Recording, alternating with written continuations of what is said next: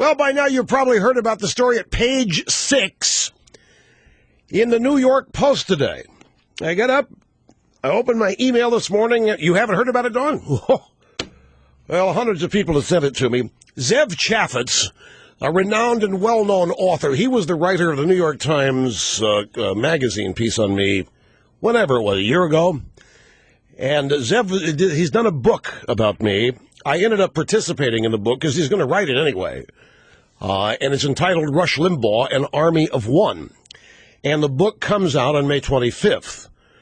And Zev told me that he got 200 interview requests in the first half hour when the publisher Sentinel announced the book's availability on May 25th.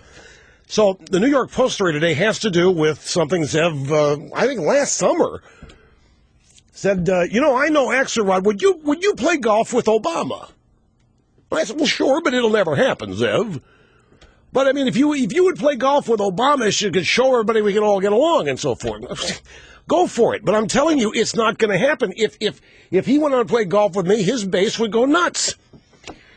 So, unbeknownst to, well, I knew he was going to call Axelrod. He called Axelrod because he knows Axelrod a little bit. Axelrod didn't get back to him.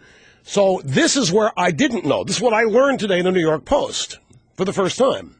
So, and that New York Post story is the most viewed domestic story on the internet today.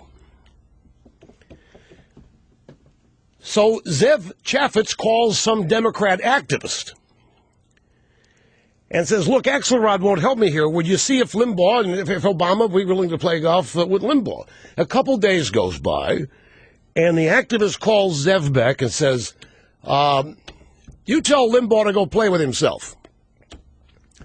I said, now, wait a second. They're confusing me with Bill Clinton. A little Jocelyn Elders lingo there. They're confusing me with Clinton. So anyway, that's in this book, An Army of One, and it's made page 6 today.